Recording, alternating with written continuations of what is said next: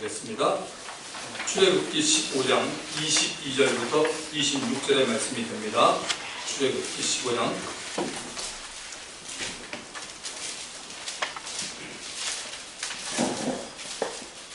저희 교회는 그 성경 읽을 때만큼은 보기로 했나?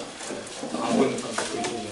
출애굽기 15장 22절부터 26절. 자, 교독합니다. 제가 먼저 읽습니다. 모세가 홍해에서 이스라엘을 인도하며 그들이 나와서 수르 광야로 들어가서 거기서 사흘 길을 걸었으나 물을 얻지 못하고 나라에 이르렀더니 물이 없어서 마시지 못하겠으므로 그 이름을 마라라 하였더라. 백성이 모세에게 원망하여 이르되 우리가 무엇을 마실까 하며 모세가 여호와께 부르짖었더니 여호와께서 그에게 한 나무를 가리키시니 그가 물에 던지니 물이 날개 들어갔더라. 거기서 여호와께서 그들을 위하여 어떠한 일을 정하시고 그들을 시험하실세. 이르시되 너희가 너희 하나님 나 여호와의 말을 들어 순종하고 내가 보기에 의를 행하며 내 계명의 귀를 기울이며 내 모든 규례를 지키면 내가 애굽 사람에게 내린 모든 질병 중 하나도 너희에게 내리지 아니하리니 나는 너희를 치유하는 여호와입니다. 아멘.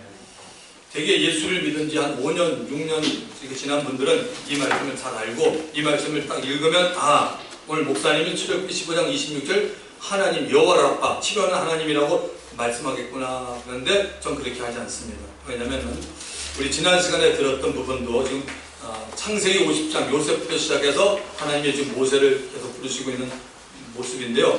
지금 제 의도는 앞으로 주일날 금년 끝까지 거의 구약 성경을 여러분과 같이 한번 성경 공부가 아니라 설교로서 한번 전체적으로 한번 훑어보려고 하는 그런 생각입니다. 그래서 성경을 좀 이렇게 우리가 설교 가운데도 좀 알아야 될 부분이 있는 것 같아서 제가 제목을 출애굽 과정과 그 뒷이야기라고 이렇게 정했습니다. 사랑하는 성도 여러분, 예수 그리스도는 어제나 오늘이나 영원하도록 동일하십니다. 믿으시죠 여러분? 히브리서 13장 8절에 보면 Jesus Christ is the same yesterday and today and forever. 이 말씀에 깊은 뜻이 있습니다. 예수님이 부활하여 40일 동안 이 세상에 계시다가 하늘로 승천하셨습니다. 승천 직전에 사도와 함께 모여있을 때 그 사도들이 예수님에게 이런 말을 합니다. 예수님이 사도들에게 이런 말을 했습니다. 예루살렘을 떠나지 말고 내게서 들은 바 아버지의 약속하신 것을 기다리라. 요한은 물로 세례를 베풀었으나 너희는 몇 날이 못되어 성령으로 세례를 받으리라 하셨느니라. 하나님 아버지가 약속하신 것은 예루살렘에서 성령으로 세례를 받는 것입니다. 이 얘기를 다 듣고 난 제자들은 예수님에게 우리 이스라엘 나라를 로마의 지배로부터 회복시켜 주는 것이 지금이 아닙니까? 라고 조심스럽게 물어봅니다. 이에 예수님은 이렇게 답변하십니다. 사도행전 1장 7절 이르시되 때와 시기는 아버지께서 자기의 권한에 주셨으니 너희가 알 바 아니요. 이스라엘 나라를 언제 회복시키는 문제는 너희들의 문제가 아니고 하나님 아버지의 문제이기 때문에 아버지의 권한에 두고 있다라고 말합니다.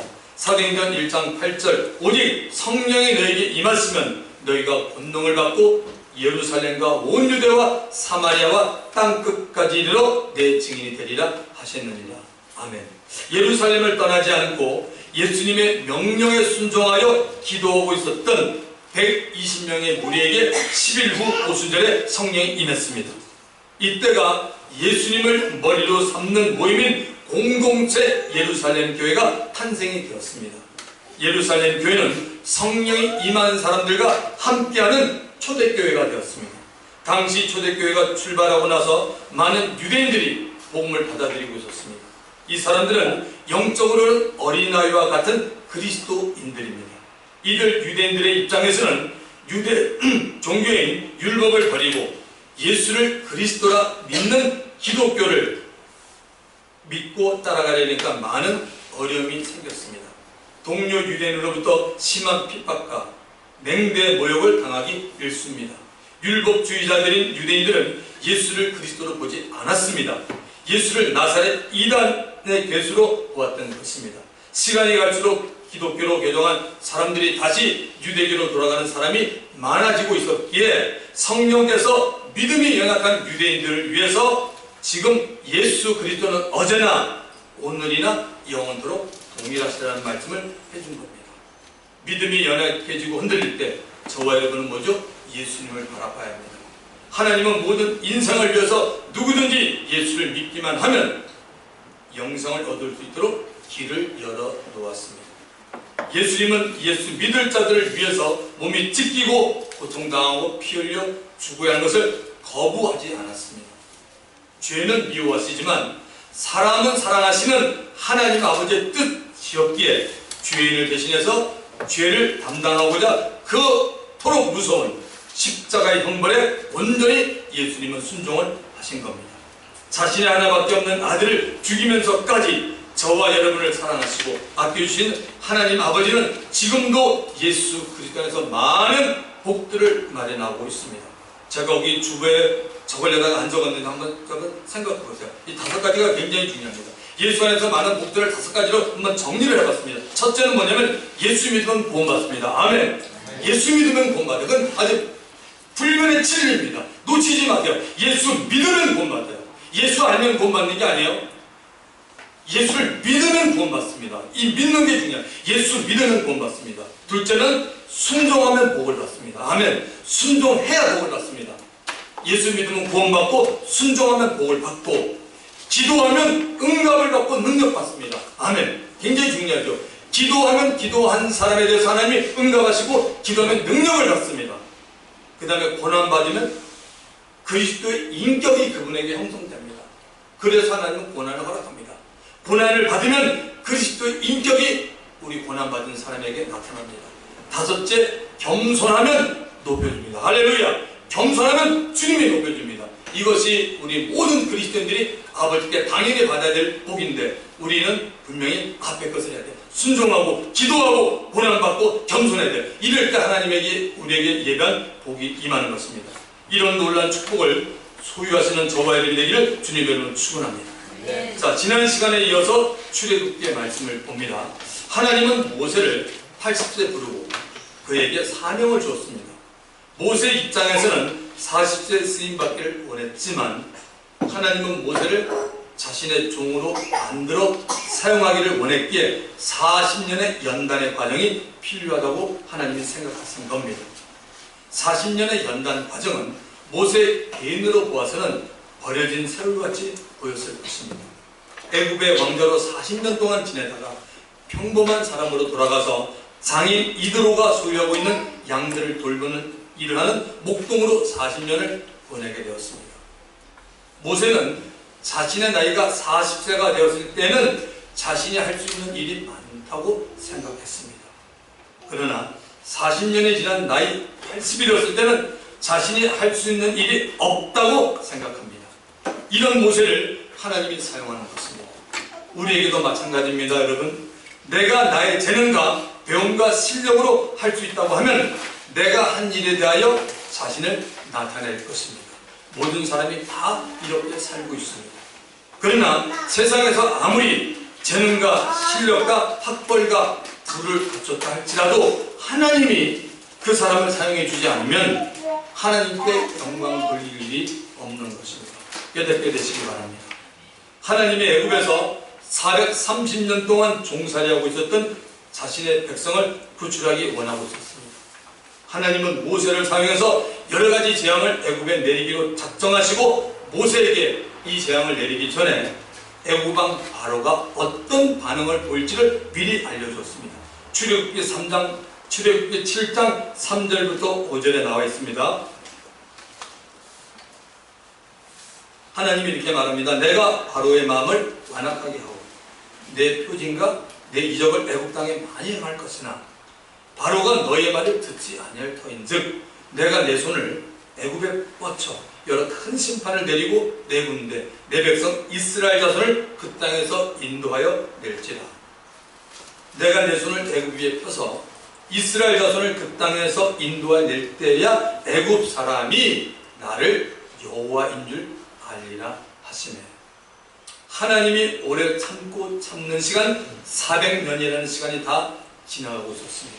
이제 더 이상 하나님은 자신의 백성 이스라엘이 애굽의 바로 밑에서 종살이하는 것을 원하지 않았습니다.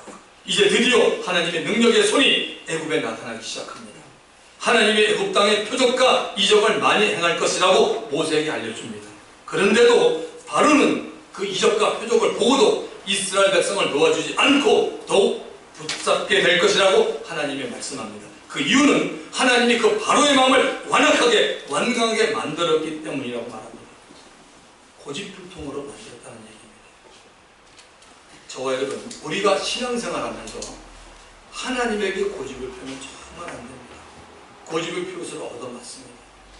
저도 제 집사람이 참 고집이 굉장히 아주 많답니다.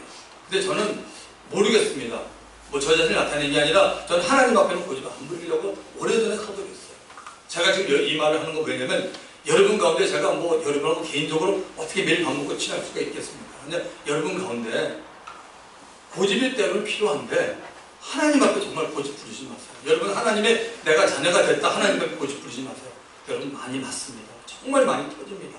여러분 터진다는 게 꼭 맞아서 이것만 얘기하는 게 아니라 마음의 아픔 얼마나 많은지 몰라요. 정말 여러분 하나님 앞에 고집 피지 마십시오.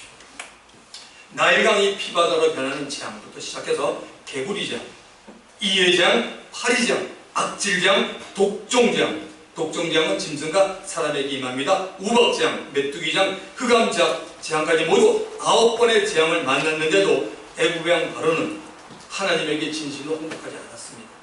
재앙이 갈수록 심해져서 피해가 막심한데도 하나님께 두둔들지 않았습니다. 하나님이 바로의 마음을 완악하게 했기 때문에 바로가 재앙이 임할 때뿐 전혀 하나님을 두려워하지 않았습니다.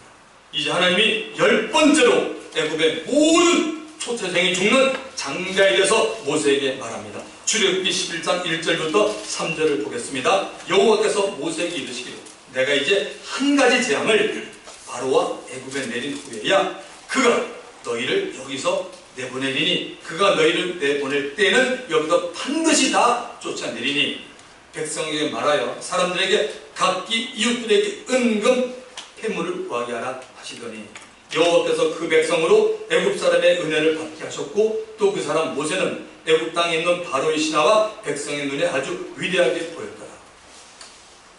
모세가 애굽 왕 바로에 들어가서 10번째 재앙에 대한 하나님의 메시지를 전합니다. 여호와 하나님이 밤중에 애굽 가운데로 들어가겠다고 말합니다. 출애굽기 11장 5절부터 7절에 나옵니다. 애굽 땅에 있는 모든 처음 난 것은 왕 위에 앉아있는 바로의 장자로부터 맷돌 뒤에 있는 몸종의 장자와 모든 가축의 처음 난 것까지 죽으리니 애굽 온 땅에 전무후무한 큰 부르짖음이 있으리라.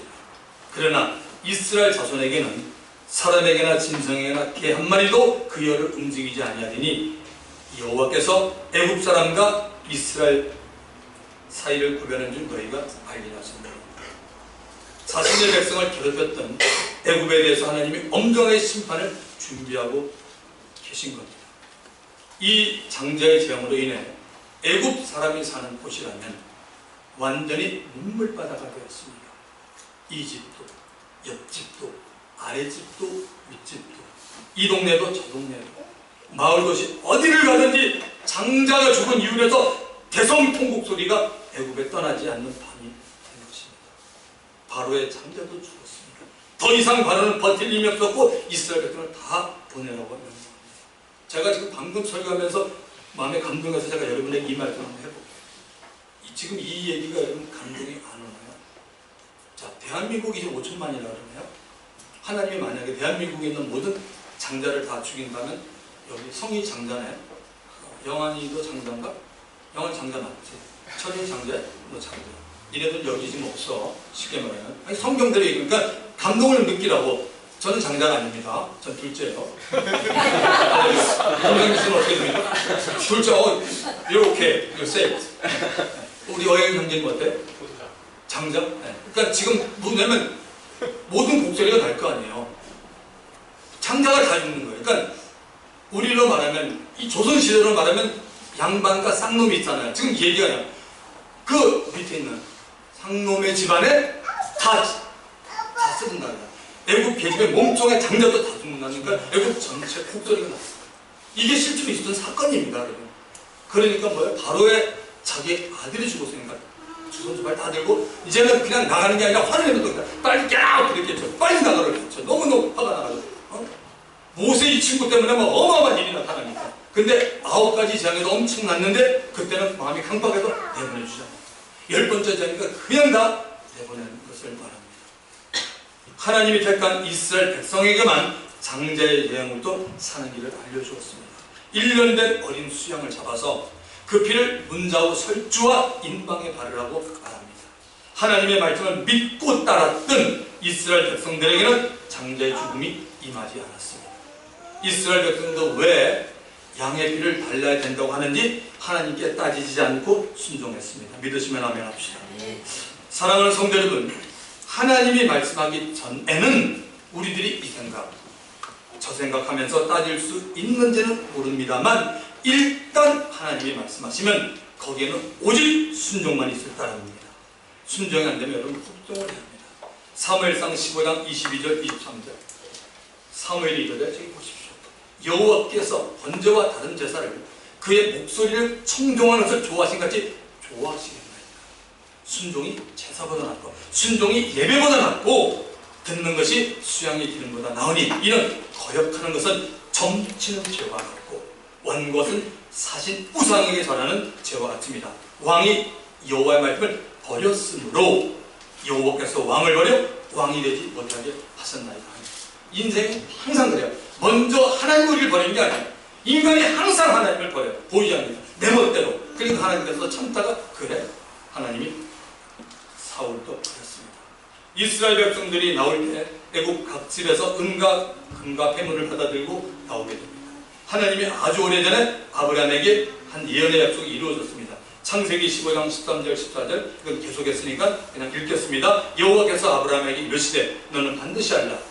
너의 자손이 이방에서 계기되어 그들을 섬기겠고 그들은 400년 동안 너의 자손을 괴롭히니 그들이 섬기는 날을 내가 징벌할지면 그 후에 네 자손이 큰 재물을 이끌고 나오리라. 바로 은과 금을 가지고 나온 거죠. 오래전에 아브라함에게 예언했던 약속이 이루어져 이스라엘 백성들은 모세와 함께 애굽에서 벗어나 광야로 나가게 되었습니다. 그야말로 기쁨과 감격과 감동으로 나오는 순간들입니다. 그런데 얼마 안 가서 이스라엘 백성 앞에 홍해가 나타납니다. 이스라엘 백성이 건너지 못하고 홍해 앞에 있는 동안 바로의 군대가 이스라엘 백성을 잡기에 쫓아오고 있었습니다. 아픈 바다라 나가지 못하고 뒤에는 바로의 군대가 어떻게 달아날지 모르고 진퇴양난이 졌을 때 이스라엘 백성 가운데 탄식과 원망하는 소리가 터져 나왔습니다. 모세야, 애굽에 매장지가 없어서 우리를 이끌어내어 이 광야에서 죽게 하겠느냐? 어찌하여 우리를 애굽에서 이끌어내어 이같이 우리에게 하느냐라고 말합니다. 참으로 정말 어처구니 없는 사람들입니다. 얼마 전까지 애굽에 내렸던 하나님의 재앙을 목격한 사람들이 어떻게 애굽에서 나오자마자 하나님의 은혜를 망각하고 원망하고 있습니까? 원망을 했던 자들은 이렇게 생각한 것입니다. 자신들 앞에는 홍해가 가로막으면 안 되고 뒤에서는 애굽의 군대가 쫓아오면 안 된다고 그들이 생각했습니다. 우리도 여러분 하나님의 은혜로 예수 믿고 구원받고 나서 앞으로 될 일에 대해서 내 자신의 생각으로만 바라봐서는 여러분 안 되는 것입니다. 하나님의 입장에서 보았더라면 원망과 불평을 하지 않게 됩니다. 거기에는 귀한 뜻이 숨겨져 있기 때문입니다. 하나님께서 보실 때 홍해 바다가 필요하다고 생각하신 겁니다. 양의 피를 바르고 애굽으로부터 구원받은 하나님의 자녀들에게 홍해를 건너는 것은 예수 믿고 구원받은 하나님의 자녀들이 침례를 통해서 예수님의 죽으심과 장사되심과 부활에 연합하라는 겁니다. 우리의 옛사람은 과거 예수 믿기 전 모두가 다 마귀의 종으로 이 세상 풍속을 쫓고 탐욕과 아집에 끌려 하나님과 원수가 되어 살았습니다. 이 옛사람이 침례를 통하여 예수님과 함께 죽고 새 사람이 살아나는 것입니다. 하나님의 은혜로 예수 믿고 옛사람은 없어지고 예수 안에서 새로운 피조물 새 사람이 되었다는 겁니다. 새 사람은 여러분 위의 것을 줘. 거기에는 우리들의 영원하신 만왕의 왕이요 만주의 주 되신 예수 그리스도가 계시기 때문입니다. 또한 홍해에서 하나님은 이스라엘 백성을 쫓아오는 바로의 군사들을 전부 다 물에 수장시켜 버렸습니다. 여러분, 물은 회개 혹은 말씀을 의미합니다. 말씀으로 마귀의 군사들을 무찌르는 것을 알려주고 있습니다. 말씀은 원수들을 제압하는 데 사용되시는 유일한 공격용 검입니다. 에베소서 6장 17절은 말하죠. 성령의 금 곧 하나님의 말씀을 가져라. 그러므로 우리가 신앙생활 가운데 마귀로부터 당하는 시험과 고난은 말씀을 붙잡고 예수 이름으로 즉각 물리쳐야 하는 것입니다. 자, 이제 우리가 오늘 읽은 본문의 말씀을 보십시오.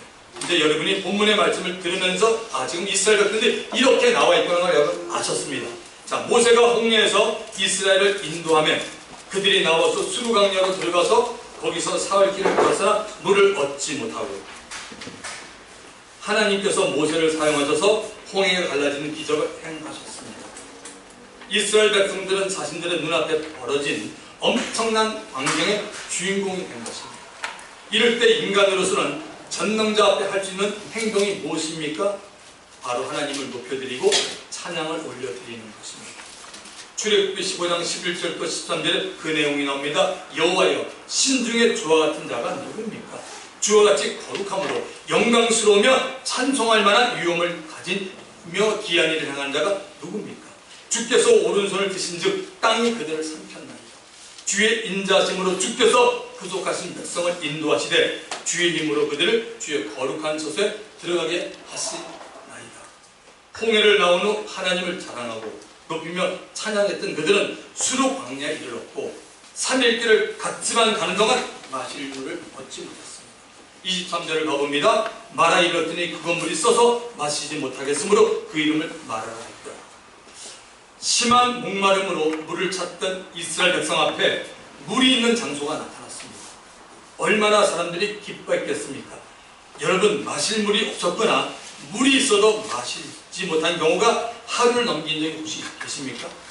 혹은 땀이 나도록 운동을 해본 경험이 있나요? 가장 필요한 것이 물입니다. 사흘 동안이나 물을 먹지 못하고 있는 수많은 무리들 이스라엘 백성들입니다. 아마 물이 아니더라도 물과 비슷하게 보이는 것만 보더라도 전부 물처럼 마시려고 할 것입니다. 그런데 그들이 마라 이뤘을 때 그들의 눈에 물이 보였습니다. 그 물이 보이는 물인지 흘러가는 물인지 성경은 말하고 있지 않지만 어쨌든 물이 보였으니 얼마나 그들이 신바람이 났겠습니까? 먼저 발견한 사람이 다투어 뛰어가서 입을 물이 있는 곳으로 대고 그냥 나고 아마 수월로가 들이켰을 겁니다. 그런데 사람들의 편이 갑자기 사람들의 편이 금방 이상하게 변합니다. 아니 이게 무슨 물이야? 도대체 너무 써서 마실 수가 없네. 다른 사람들도 확인해보고 다들 같은 반응을 보입니다. 너무 써단 말이야. 이게 무슨 물이 왜 이래? 도저히 마실 수 없는 쓴물이었습니다. 지금 이 상황에서 이스라엘 백성들에게 필요한 것은 물이었습니다.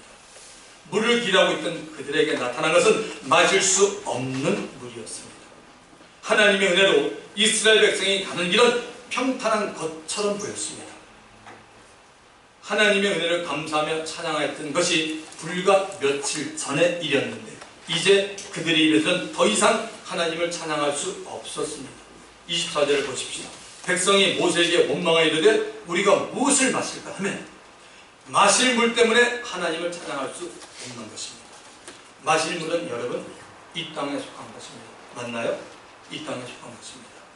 하늘에 속한 것이 이 땅에 속한 것보다 더 중요하다고 생각하시는 분만 아멘 하시기 바랍니다. 여러분 안 중요해요? 하늘에 속한 것이 이 땅에 속한 것보다 더 중요해죠. 아멘 여러분 크게 하셔야 됩니다. 천국은 여기 없어요 여러분. 여러분 천국이 여기 있다고 생각하십니까? 천만의 말씀 해븐은 여기 없습니다 여러분. 주님의 나라가 있는 겁니다. 예수님도 이렇게 말합니다. 너희는 먼저 그의 나라와 그의 의를 구하라. 그러면 이 모든 것은 너에게 더하시리라고 마태복음 6장 33절에 말했습니다.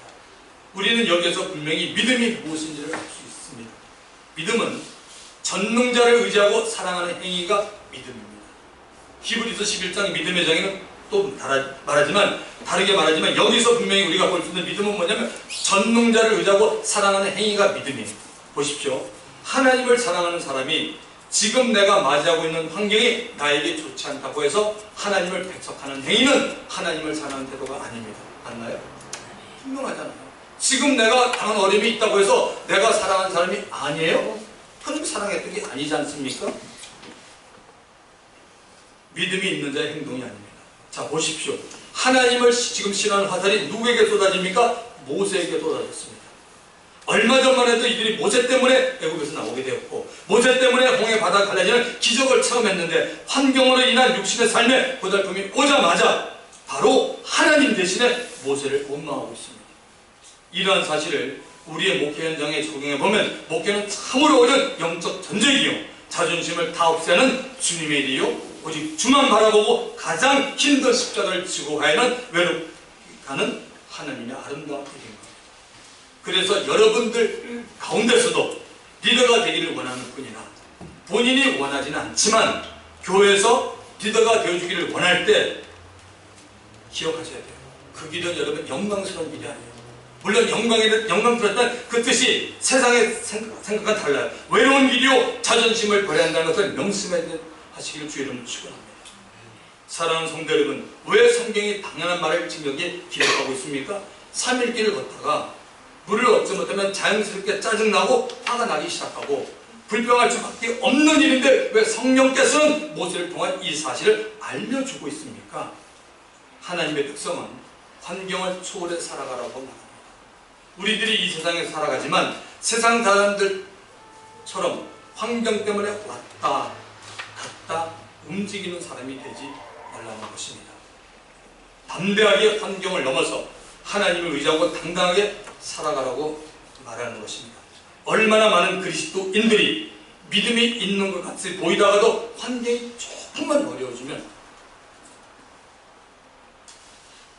기도하고 하나님을 의지하기보다는 믿음은 온데간데없고 늘 육신이 연약해서 할 수 없다는 식으로 생각합니다. 인간의 눈으로 피하고 안전한 곳으로 가려는 어리석은 생각을 품는 것을 볼 수 있습니다. 그러므로 늘 우리는 믿음의 사람, 성령의 사람이 되어야 합니다.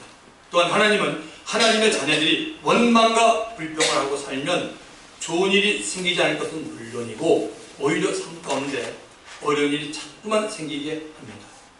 하나님은 저와 여러분이 빨리 깨닫고 긍정적인 사람이 되기를 바라고 계십니다. 자, 25절을 중반절까지 봅니다. 모세가 여호와께 부르짖었더니 여호와께서 그에게 한 나무를 가리키니 그가 물에 던지면 물이 달게 되었다. 하나님의 백성들이 원망하고 탄식할 때 모세는 하나님께 부르짖어 기도했습니다.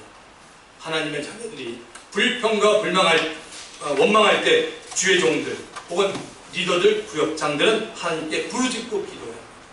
하나님께서 모세에게 응답을 주었습니다. 한 나무를 알려주셨고 그 나무를 모세가 물에 던졌을 때 쓴물이 변하여 달아졌습니다. 이 한 나무는 십자가에 달리시는 예수님을 상징하고 있습니다. 인생의 문제의 답은 예수 그리스도임을 우리에게 알려줍니다. 예수님은 인생에게 이렇게 말씀합니다. 수고하고 무거운 짐진 자 다 내게로 오라. 내가 너희를 쉬게 하리라. 나는 마음이 온유하고 겸손하니 나의 멍에를 메고 내게 배우라. 그리하면 너희 마음이 쉼을 얻으리니 이는 내 멍에는 쉽고 내 짐은 가벼운 이라고 말합니다. 여러분, 모든 문제에 대해서는 직접 간접으로 마귀가 관련되어 있습니다. 꼭 명심합니다. 마귀가 다가오면 믿음의 눈을 가리우기 때문에 교만이 찾아오고 거기에 반드시 불만이 생기고 원망이 생깁니다. 하나님의 자녀를 유혹해서 죄를 짓게 만들고 시험 들게 만들어서 하나님과 관계가 멀어지게 만듭니다. 또한 기도하지 못하게 이런 모습 저런 모습으로 그럴싸한 이유를 만들어 방해합니다. 더 심하게는 하나님의 말씀을 듣지 못하도록 여러 가지 방해를 합니다. 성경은 말합니다. 에베소서 6장 11절 12절 마귀의 쾌기를 능히 대적하기 위하여 하나님의 전신갑주를 입어라. 우리의 쓰림은 혈과 육에 대한 것이 아니여 정사와 권세와 이 어둠의 세상 주관자들과 하늘에 있는 악의 영들에게 대합니다. 할렐루야. 이게 우리 그리스도인들이 싸울 대상입니다. 여러분, 사람이 아니라 사람들의 역사는 이 놈들하고 우리가 싸우는 겁니다. 에베소서 4장 27절 마귀에게 틈을 주지 말라라고도 말합니다. 마귀는 눈에 보이지 않지만 하나님이 살아계신 것처럼 실존은 영적 존재가 대부 마귀입니다. 마지막 26절을 봅니다. 이르시되 너희가 너희 하나님 나 여호와의 말을 들어 순종하고 내가 보기에 의를 행하며 내 계명의 귀를 기울이며 내 모든 규례를 지키면 내가 애굽 사람에게 내린 모든 질병 중 하나도 너희에게 내리지 아니하리니 나는 너희를 치료한 여호와임이라. 하나님은 저와 여러분을 치료하시는 치료자 하나님이라고 소개합니다. 여호와 라파가도 말합니다. 옆 사람에게 이렇게 말합시다. 하나님은 당신을 치료하는 하나님이십니다. 자, 이렇게 하면 또 말합시다. 하나님은 여호와 라파입니다. 하나님은 치료자, 치료하시는 분이십니다. 치료에 대해서 애굽 사람과 자신의 백성 이스라엘을 구분해서 하나님 지금 말씀하십니다. 잘 들으세요. 두 가지 말씀드릴게요. 첫째, 하나님은 택한 백성의 건강을 원합니다. 저는 택한 백성 맞죠? 아버지가 우리가 건강을 원합니다. 예수 믿는 하나님의 자녀들이 다 건강을 원합니다. 건강하다는 말은 영적으로, 육체적으로 강건하기를 원하고 있다는 말입니다. 사도 요한이 가이오라는 사람에게 보낸 편지에서 사랑하는 자여, 내 영혼이 잘된 같이 네가 범사에 달리고 강건하기를 내가 간구하는 내용을 담았습니다. 이 짧은 내용에는 건강하게 살기 위해서는 영혼이 잘 되는 영적인 일이 먼저라고 말합니다. 영혼이 잘 되는 일은 하나님과의 관계를 말합니다. 하나님과 관계가 잘 되면 범사도 달리고 강건해진다는 것입니다. 주 안에서 건강하고 강건하게 살려면 여러분 하나님의 말을 듣고 순종까지 가야 합니다. 하여튼 신앙생활에서 순종하고 살면 여러분 모르면서 골고루 뭘 받아요. 순종하면 절대 손해볼 것이 없어요. 어디서 신앙생활에도 순종하면 2단계만 가지 않으면 순종하면요 정말 다 복을 받아요. 얼마나 감사한 일인지 몰라요. 순종하는 사람에게는 하나님께서 세상에 있는 온갖 흉악하고 악독한 질병이 생기지 않도록 하나님이 지켜준다고 성경이 말합니다. 우리 지금 현대인들에게 얼마나 많은 병의 종류가 많은지 아시죠? 여기 지금 의사 공부하시는 분 혹시 계십니까? 병의 종류가 너무너무 많은 것 같아요. 순종하는 하나님의 자녀를 보여준다고 하나님은 분명히 말합니다. 건강을 지켜주시겠다는 겁니다. 성경은 말합니다. 부모에게 순종하고 공경하라고 말합니다. 우리 김상민 집사님 어머니에게 순종하고 공경하십시오. 또 우리 김준현 집사님 우리 이배 어머니께 순종하고 공경하십시오. 우리 박경 집사님도 마찬가지예요. 양부모 다니시죠. 순종 공경은 뭡니까? 성경 이 땅에 잘되고 장수하리라. 할렐루야. 얼마나 감동입니까? 우리 청년들 여러분 부모님 계시잖아요. 부모님께 여러분 순종하세요. 순종하시고 여러분 부모님 공경하세요. 성경의 약속이에요. 여러분의 마음으로 우리 부모 어떻게 생각하지 마세요. 그냥 하나님 말씀 믿어보세요. 그러면 여러분 오래 살고 싶지 않으세요? 어차피 우리가 천국 가지만 내일 그냥 이 땅의 삶을 마치겠다는 사람은 제가 할 말이 없네요. 근데 조금이라도 살아서 주께 영광이 된다면 사세요. 저도 우리 손자 손녀가 지금 잘 자라고 보니까 야 이거 장난이 아니더라고요. 벌써 만 4살, 만 3살 되니까 내 눈에 화려하는 해요 애들이. 여러분 하나님이 내리 사랑하니까 인생이 그런 겁니다. 그러니까 여러분 다들 정말 우리 반석 형들 장수하세요. 우리 어머님들 뒤에 계신 분들 110세까지 사십시오. 할렐루야. 대신에 주의를 하면 되잖아요. 110세까지 사시면서 세상 걱정하지 마시고 성도 위에 기도하시고 목회자 위에 기도하시고 주님의 나라에서 기도하면 하나님 얼마나 기뻐하겠습니까? 여러분 건강하셔야 됩니다. 둘째, 하나님은 순종하는 자녀들에게 치료를 해주십니다. 이거 잘 들으세요. 순종하는 자녀들에게 치료 약속합니다. 그리고 어떤 이유에서든지 아프거나 건강치 못할 때가 누구나 있어요. 근데 하나님은 치료 주겠다고 약속하고 있습니다. 우리는 이 약속을 정말 여러분 받아들여야 합니다. 예를 들면 자신이 건강을 잘 관리하지 못할 때 생기는 병을 하나님이 치유해주신다는 겁니다. 혹은 마귀로부터 온 질병을 고쳐준다는 겁니다. 마귀는 도둑질하고 죽이고 멸망시키고 귀신들을 보내 질병을 일으키는 자입니다. 예수 이름으로 단을 물리쳐야 합니다. 예수님의 사역 가운데 중요한 한 가지는 치료 사역이었습니다. 사도행전 18장 38절 이렇게 말합니다. 하나님이 나사렛 예수에게 성령과 능력을 기름부터 다셨음에 저가 두루다니며 착한 일을 하셨으니 이는 마귀에게 물린 모든 자를 고치셨으니 하나님이 함께 하십니다. 할렐루야. 치료에도 여러분 종류가 있습니다. 가장 좋은 치료는 병이 생기기 전에 치료를 받는 것입니다. 늘 말씀이 충만하면 빛 가운데 여러분이 거하게 되므로 어둠의 질병이 찾아오기 전에 겁먹고 도망갑니다. 깨닫게 되기 바랍니다. 여러분 전도 많이 하시기 바랍니다. 전도하는 것은 하나님의 뜻입니다. 믿지 않는 영혼들이 여러분이 만난 예수 그리스도를 영접하지 못하면 영혼이 멸망당함으로 때를 얻든 못 얻든지 하나님의 말씀을 전해줘야 합니다. 하나님의 말씀만이 이 세상의 유일한 빛입니다. 요한복음 1장 4절 그 안에 빛이 있으니 이 빛은 사람들의 생명이다. 말씀이신 예수 안에 빛이 있습니다. 전도를 하면 여러분 안에 있는 빛이 상대에게 들어가고 동시에 여러분 안에 있는 어둠이 자연스럽게 나가게 되니 건강하게 되고 얼굴이 반짝반짝 이렇게 빛나게 되는 겁니다. 하나님은 참 좋으신 하나님입니다. 우리를 건강하게 만드시고 병이 생겼을 때 치료하시는 가장 좋은 의사입니다.